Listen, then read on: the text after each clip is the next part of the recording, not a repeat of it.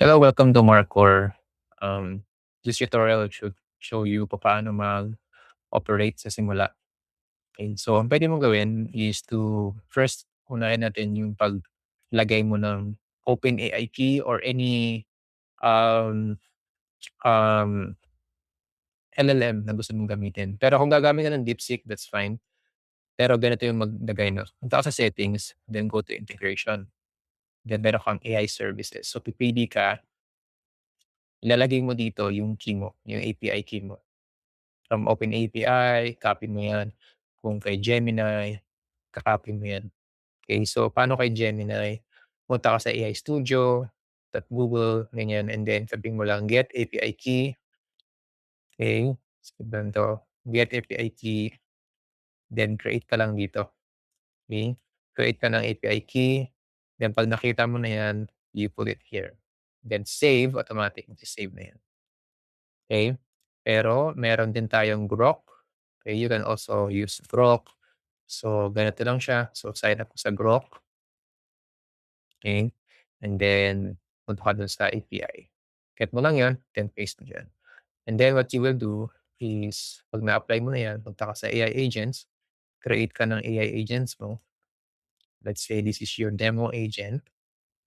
After that, you go to prompt engineering and then configure mo yung AI settings. And then kung anong gagamitin mo. Okay, so kung OpenAI, let's go. Kung si Grok, Gemini, lalabas dito kung ano yung meron kang key. Pero if you want to test it, meron tayong DeepSeek, free lang 'yan. So, hindi mo na kailangan ng key, okey? So, ito lang 'yan. So, DeepSeek lang then you're good to go. Wala ng model-model 'yan. So, pero kung OpenAI sinlagay mo and then decide mo na lang kung anong, model yung gusto mong gamitin. Then after that, create agent ka kung tapos ka na.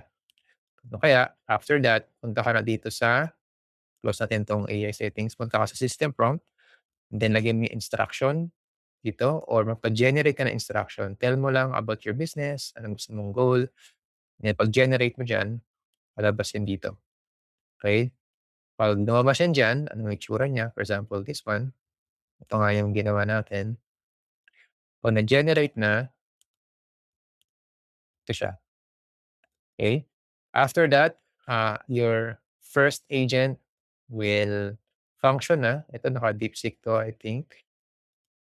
Kaya naka-DeepSeek.